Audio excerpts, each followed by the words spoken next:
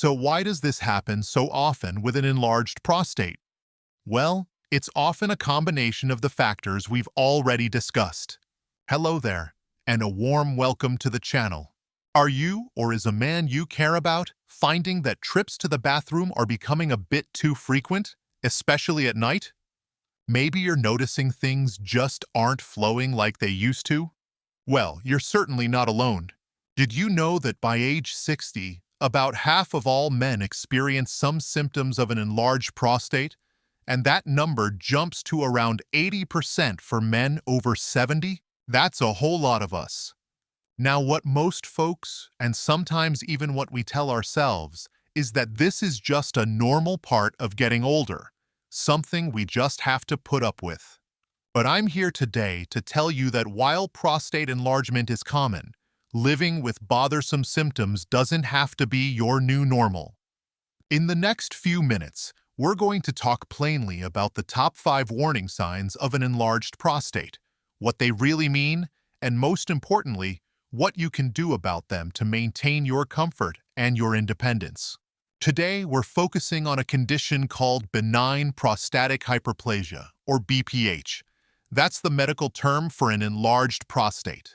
It's benign, meaning it's not cancer, and it doesn't make you more likely to get prostate cancer, which is a really important point to get out of the way right up front. You can have BPH and prostate cancer at the same time, but they are separate conditions. Our goal today is to help you recognize the common signals your body might be sending you.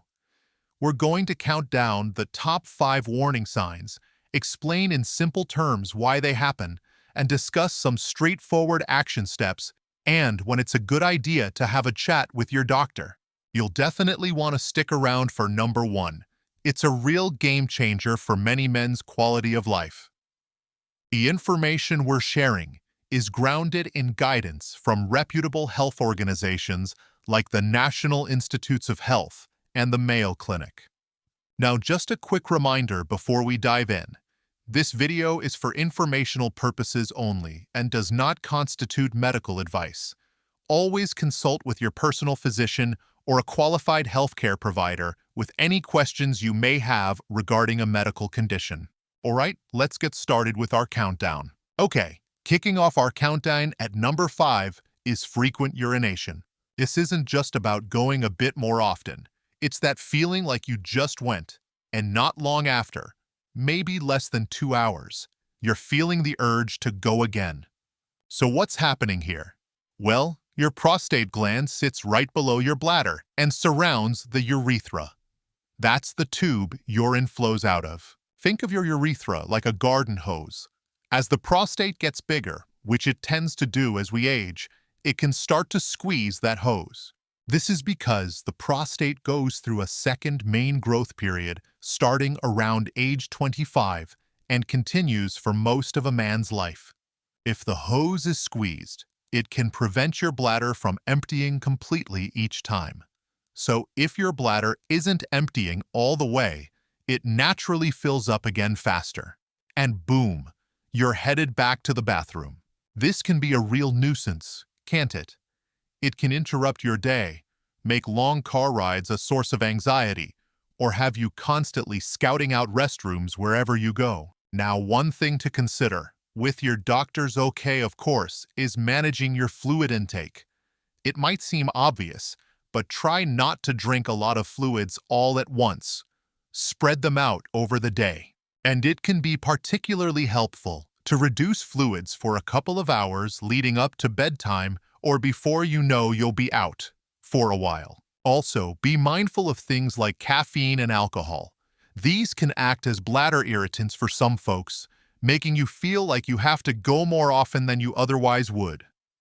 So when should you talk to your doctor about this? If you notice you're consistently needing to urinate, say, every 2 hours, or even more frequently during the day, and it's genuinely impacting your daily routine or your peace of mind, that's a clear signal to have a chat with your doctor. Now, related to not emptying properly, let's talk about what happens after you think you're done. That brings us to number 4. Coming in at number 4 is that nagging sensation that your bladder isn't completely empty, even right after you've finished urinating. You've gone. You think you're done, but there's still that lingering feeling that there's more in there. This ties back directly to our garden hose analogy. If that enlarged prostate is putting a clamp or squeeze on the urethra, it makes it tougher for all the urine to get out. Your bladder muscle might be working harder, contracting to push the urine, but it just can't overcome the obstruction completely. As the prostate enlarges, it presses against the urethra, and the bladder wall can become thicker and eventually may weaken, losing its ability to empty fully. This isn't just an uncomfortable or annoying feeling. It can actually be a setup for other problems down the line. When urine sits in the bladder for too long because it's not emptying properly, it can create an environment where bacteria might grow, potentially leading to urinary tract infections or UTIs.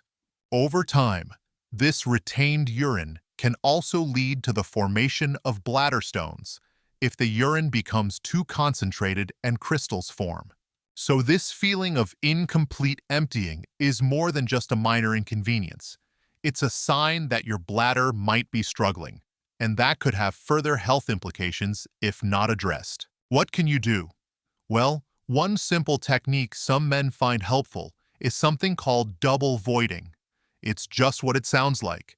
After you urinate, wait a few moments, relax as much as you can, and then try to go again to see if you can empty out a bit more. It doesn't work for everyone, and it's not a cure, but it's a simple, no-cost thing to try. When should you flag this for your doctor?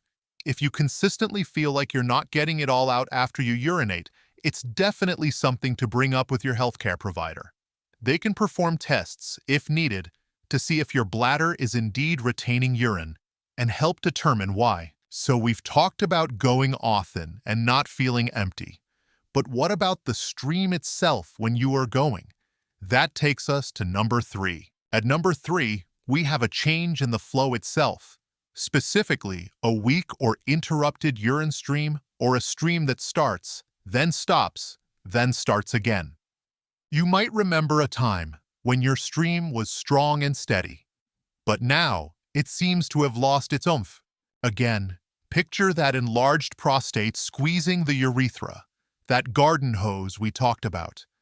If the passage is partially blocked or narrowed, the flow of urine just isn't going to be as forceful as it once was. It's like kinking a hose. The water still comes out, but not with the same pressure. You might find it takes noticeably longer to empty your bladder. Or you might find yourself straining a bit, having to push to get the stream going or to keep it going. This can be pretty frustrating and certainly time-consuming. You might feel like you're spending ages in the bathroom, just waiting for things to happen. And sometimes, this weaker, interrupted flow can lead to dribbling after you think you're finished, which can be embarrassing and inconvenient. So when is this a sign to see the doctor? If you've noticed a significant and persistent decrease in the force of your urine stream, or if it's regularly starting and stopping, or if you find you consistently have to push or strain to urinate, these are all very good reasons to schedule a visit with your doctor. Hey folks, if you're finding this information useful and it's resonating with you, do me a small favor and hit that like button down below. It really helps the channel reach more men who could benefit from this information. Thanks a bunch for that. All right, from a weak stream, let's move on to a sudden, strong urge. That's our number 2 warning sign. Our number 2 warning sign is sudden urinary urgency. That intense, almost overwhelming need to urinate that's really hard to ignore or postpone. It's like 1 minute you're feeling perfectly fine, and the very next you've got to go, and you mean right now. Why does this happen? Well, as the bladder consistently works harder to push urine past that enlarged prostate, it can become more irritable or overactive over time. Think of it like a muscle that's being constantly overworked and strained. It can get a bit twitchy and overly sensitive. Because of this increased irritability, Even a small amount of urine accumulating in the bladder might trigger that strong, urgent, gotta go now signal from your bladder to your brain. This kind of urgency can really impact your freedom and your confidence. You might start to worry about being caught out, perhaps when you're driving, in a meeting, or enjoying an outing. It might make you hesitant to go places where you're not absolutely sure about quick and easy bathroom access. It can be quite stressful and lead to a fair bit of anxiety. In terms of action steps, again, watching your intake of caffeine and alcohol can sometimes help, as these are known bladder stimulants that can exacerbate urgency. Some men also find that trying to stick to a timed voiding schedule, for example, making a point to go to the bathroom at regular intervals, say every 2 to 3 hours, even if you don't feel a particularly strong urge at that moment, can sometimes help manage that sudden urgency. But this is something you'd want to discuss with your doctor to see if it's appropriate for you. When is it time to talk to your doctor about urgency? If you're frequently experiencing these sudden, overwhelming urges to urinate, especially if it sometimes leads to leakage before you can make it to the restroom, or if it significantly restricts your daily activities and makes you anxious about leaving home, it's a very important sign to discuss with your healthcare provider. There are definitely ways to manage this and improve your comfort. I'm curious, is this urgency something that particularly affects your day-to-day life? Feel free to share general thoughts in the comments below. No personal medical stories, please, but it's helpful for us to know what aspects resonate most with you all. And that leads us to our number one warning sign, one that unfortunately robs many men of precious, restorative sleep. And here we are, that number one, a big one for many, many men, nocturia. That's the medical term for waking up multiple times during the night, specifically because you have to urinate. We're not talking about just once, but 2, 3, or even more times a night. If your bladder isn't emptying fully during the day, that was our sign number 4. Or if your bladder has become more irritable and sensitive, like we talked about with sign number 2, these issues don't just magically disappear when you lie down to go to bed. That residual urine or that jumpy bladder can easily wake you up. Plus, for some individuals, body fluid distribution can change when you lie down for a prolonged period, sometimes leading to increased urine production by the kidneys overnight. An enlarged prostate just makes it that much harder for your system to handle that nighttime urine volume without constant interruptions. Getting up 2, 3, or even more times a night can seriously disrupt your sleep. And we all know from experience how a lack of good, consolidated sleep affects everything else. Your energy levels the next day, your mood, your ability to concentrate, even your overall physical health. It's not just a minor inconvenience. Chronic sleep disruption due to nocturia can have a real ripple effect, impacting your overall health, your vitality, and your well-being. This isn't just about being tired. It's about potentially compromising your body's ability to rest and repair, which is crucial as we get older. What can you do about it? A key tip here, and it's a common theme, is to limit your fluid intake for a couple of hours before you go to bed. This is especially true for alcohol and caffeinated beverages, which can act as diuretics or bladder irritants. Also, if you happen to take diuretic medication, often called water pills, for another condition like high blood pressure, it's a good idea to talk to your doctor about the best time of day to take it. Sometimes, taking it earlier in the day rather than in the evening can help reduce nighttime urination. When should you absolutely talk to your doctor about nighttime urination? If you're regularly waking up 2 or more times a night to urinate, and it's consistently leaving you feeling tired, unrested, and affecting your daytime functioning, please make an appointment to talk this over with your doctor. Good quality sleep is far too important to your health and happiness to lose.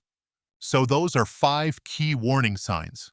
Recognizing them is the first important step. So there you have it. 5 important warning signs that might indicate an enlarged prostate is affecting you. Frequent urination, that persistent feeling of not emptying your bladder completely. A noticeably weak or interrupted urine stream. Those sudden and urgent needs to go. And, of course, those disruptive nighttime trips to the bathroom that steal your sleep. The main thing to remember is that while an enlarged prostate, or BPH, is indeed very common as we men get older, living with bothersome and life-limiting symptoms doesn't have to be an accepted part of aging. You are certainly not alone in this. And the good news is there are many ways to manage these issues, from lifestyle adjustments to medications and various procedures, all aimed at improving your quality of life. Recognizing these signs early, and, most importantly, having an open and honest conversation with your doctor is absolutely key. It's not about being over the hill or just getting old. It's about taking proactive charge of your health and your comfort. Sometimes, even small conversations with your doctor can lead to relatively simple solutions or management strategies that can make a huge difference in your daily comfort, the quality of your sleep, and ultimately, your ability to enjoy life to the fullest without constantly being tethered to the nearest restroom. There are treatments that can help you regain control and reduce the impact these symptoms have on your life. Thank you so much for tuning in today, gentlemen. I genuinely hope this information has been helpful and, above all, encouraging. Take good care of yourselves, stay informed, and always remember, your health truly is your wealth. If you found value in this video, please consider subscribing to the channel for more health tips and information designed to help you live well and thrive in your golden years. And don't forget to share this video with a friend, a brother, your father, or any man in your life who might benefit from hearing this information. You never know who you might help. Here's to your health,